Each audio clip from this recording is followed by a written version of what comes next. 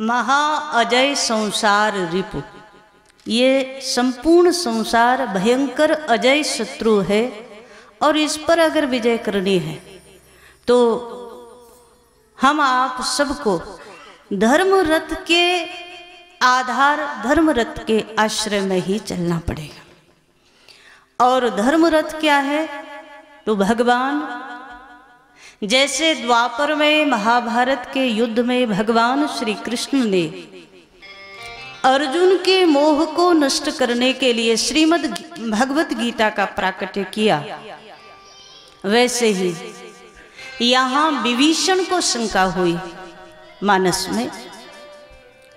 विभीषण ने जब एक भयंकर शत्रु को, बलवान शत्रु को, रावण को, जिसके पास दिव्यास्त्र भी है, जिसके पास शक्तियां भी हैं, जिसके पास वरदान की शक्ति है ब्रह्मा जी की, वानर मनुज जात दुई बारे, जिसके पास 10 सिर 20 भुजाएं, जिस रावण के पास दिव्य रथ है, ऐसा रावण जब सामने आया और भगवान की ओर दृष्टि गई विभीषण की, एक और राम जी हैं, केवल 2 वस्त्रों से शरीर ढका हुआ है, वो भी बलकल वस्त्र है, मुनियों के वस्त्र धारण किए। ना महाराज सिर पर मुकुट है, ना शरीर में कोई क्षत्र है, कवच है, ना महाराज चरणों में पहनने के लिए कोई पादुका है। तो विभीषण घबराए, विभीषण कांपे कि इतने बड़े अजय शत्रु जिसने सारे विश्व को विजय किया, ऐसे रावण पर भगवान राम कैसे विजय करेंगे? युद्ध समान लोगों में होना चाहिए, तभी तो जय पराजय का सही पता चले। लेकिन यहाँ तो समानता छोड़ो, कहीं थोड़ी बहुत भी बराबरी नहीं, शरीर की दृष्टि से भी कोई बराबरी नहीं। वो 10 सिर 20 भुजा वाला और राम जी 1 सिर 2 भुजा वाले, वो वरदान की शक्तियों के साथ आए और भगवान ऐसे ही खड़े। तो विभीषण के मन में संदेह हुआ, क्या राम जी इस युद्ध को जीत पाएंगे?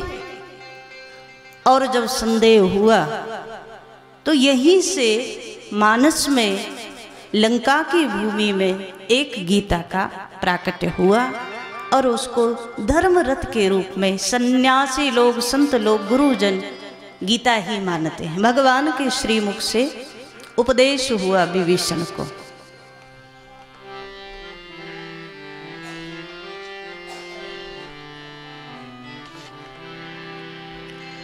रावण रथी विरथ रघुबीरा,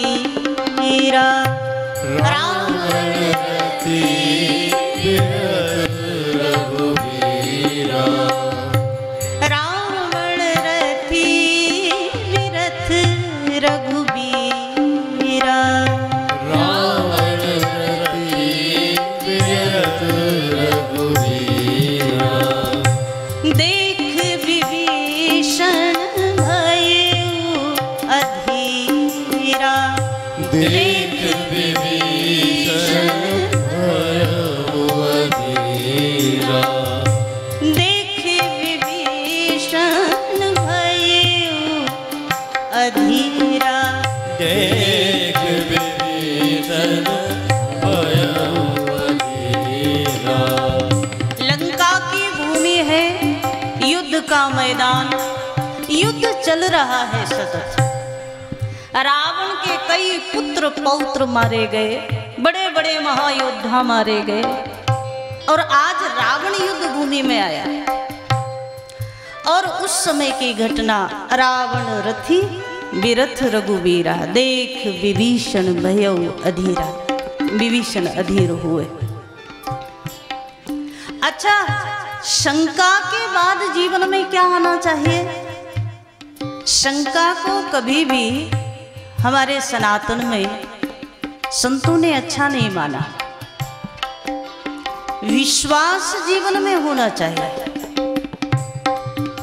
बिना विश्वास के भगवान की भक्ति नहीं मिल सकती, बिना विश्वास के भगवान नहीं मिल सकते।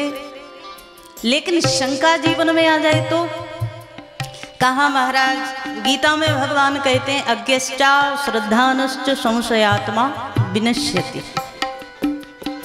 जिसके जीवन में शंका आ जाए उसका पतन हो जाता है। शंकालु व्यक्ति कभी लक्ष्य तक नहीं पहुंच सकता। तो शंका को सबसे खराब माना है। विश्वास के साथ चले व्यक्ति, लेकिन बिन विश्वास भगति नहीं, मानसकार तो कहते हैं विश्वास जरूरी है। मानस में भी शंका को ठीक नहीं माना। शंका क्या है? तो मानसकार कहते हैं संशय सर्प ग्रस्यौ मोहिताता। संशय को एक सर्प माना। उत्तरकांड में जब आता है, गरुड़ जी और काकभूषुंड जी की चर्चा आती है। आप लोगों ने सुना हो ना, जब रणांगण में भगवान मूर्छित हो गए, सर्प पास में बंध गए, नाग पास में, तो सब लोग परेशान हो गए, सारे वानर भालू परेशान हो गए, क्या किया जाए। भगवान ही मूर्छित, लक्ष्मण जी अचेत पड़े हैं। जब किसी को कोई उपाय नहीं सूझा तो नारद जी आए और वैकुंठ धाम से भगवान के श्री वाहन गरुड़ जी को लेकर के आए कि आप हमारे साथ चलिए। गरुड़ जी ने पूछा महाराज कहाँ जाना है? तो नारद जी ने कहा कि आज भगवान का एक काम आपको करना है। गरुड़ जी तो बड़े प्रसन्न हो गए, क्योंकि श्री गरुड़ जी भगवान के जितने निकट हैं शायद ही कोई हो। वैष्णव संप्रदाय में तो गरुड़ जी को भगवान का अति विशिष्ट पार्षद माना जाता है। भगवान का ही एक रूप माना जाता है गरुड़ जी को। भगवान के वाहन है, भगवान की नित्य सेवा में रहते हैं।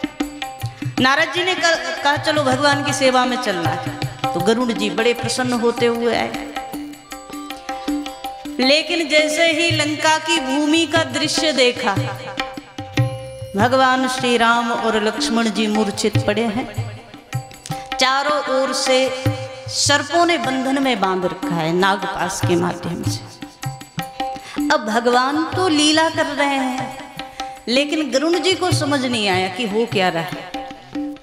नारद जी ने कहा आप गरुड़ हैं, आपका आहार सर्प है, आप भगवान के जो बंधन हैं ये सर्प, इनको खा जाइए। गरुड़ जी ने सब सर्पों को खा लिया। लेकिन गजब तब हुआ, आश्चर्य तब हुआ, ध्यान से सुनिए। अभी तक गरुड़ सर्प को खाते थे, है ना, लेकिन आज उल्टा हो गया। यहां भगवान को तो मुक्त कर दिया, सब सर्पों को खा लिया।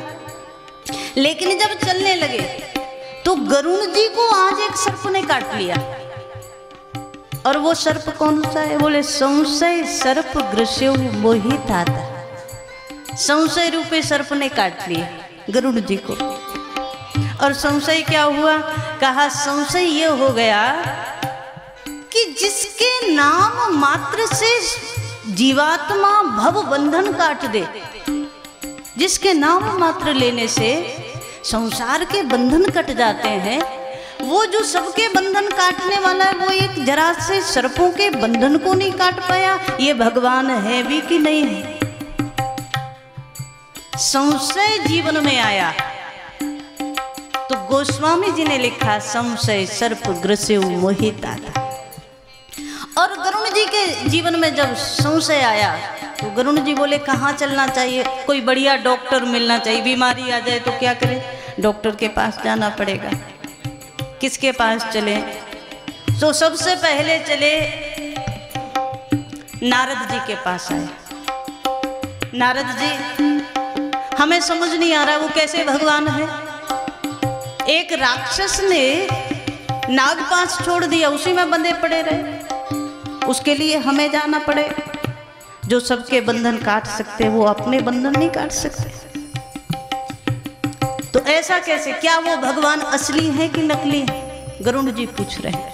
मति विकुंठ हरि भक्ति अखंडा। जिनके जीवन में अखंड भक्ति है वो पूछ रहे कि भगवान सही ठीक ठाक हैं, असली हैं कि नकली हैं? अगर असली होते तो अपने बंधन भी काट लेते। नारद जी को लगा कि लगता है जिस माया ने हमें कई बार नचाया वही माया आज विहंग पति को व्याप गई। नारद जी को लगा कि जिससे हम ही नहीं बच पाए। आजकल एक ऐसी बीमारी चल रही है ना, आप लोग जिसके बारे में लगातार सुन रहे होंगे। अब उसकी चपेट में कई बार डॉक्टर्स भी आ जाते हैं, है ना, जो चाइनीज बीमारी जो चल रही है। तो अब जो इलाज करने वाला है, जो बीमारी दूर करने वाला है, कई बार वो भी चपेट में आ जाता है, डॉक्टर से लोग भी आ जाते हैं। लेकिन जो खुद बीमार हो गया वो दूसरे को स्वस्थ कर पाएगा? नहीं कर पाएगा। तो नारद जी ने कहा कि ऐसे ना जाने कितनी बार हमने भगवान पर शंका कर दी, ना जाने कितनी बार भगवान की माया हमारी समझ में नहीं आई। विश्व मोहिनी का प्रकरण तो हम आप सब सुनते ही हैं। सो नारद जी ने सबसे पहले भगवान को प्रणाम किया, बाद में भगवान की माया को प्रणाम किया। गरुड़ जी बोले महाराज कुछ बताओ। नारद जी बोले इस विषय में हम कुछ नहीं बता पाएंगे। तो बोले हम आपको रास्ता बता सकते हैं कि कहाँ जाना है, बस इससे ज्यादा कुछ नहीं बता पाए। तो पूछा कहाँ जाना है ये बताओ। कई बार छोटा डॉक्टर बीमारी ठीक ना कर पाए तो बड़े की ओर भेज देता है, वहां चले जाओ। नारद जी ने ब्रह्मा जी के पास भेज दिया, वहां जाओ। वो सृष्टि के रचनाकार हैं, वो परमात्मा की आदि सृष्टि है ब्रह्मा जी, उनके पास जाइए, वो बता सकते हैं क्या कारण। ब्रह्मा जी के पास आए, महाराज मेरे मन में ऐसी ऐसी शंका हो गई है, यदि भगवान असली हैं, यदि भगवान वास्तविक हैं, तो भगवान ने अपने बंधन क्यों नहीं काट पाए। ब्रह्मा जी को भी लगा जही बहु बार नचावा मोही, भगवान की माया से तो हम भी नहीं बचे हैं। शंका तो कभी ना कभी हमारे मन में भी आई, इसलिए हम ठीक से बता नहीं पाएंगे। एक काम करो, आप शंकर जी के पास चले जाओ। गरुड़ जी सीधा कैलाश पर आए, कैलाश पर आकर के बोले महाराज हमारी शंका दूर करो, बीमारी मिटाओ। कैलाशाधिपति भगवान शंकर बोल पड़े। यद्यपि शिव चाहते, मानसकार ने लिखा, शिव चाहते तो गरुड़ जी की शंका को दूर कर सकते थे।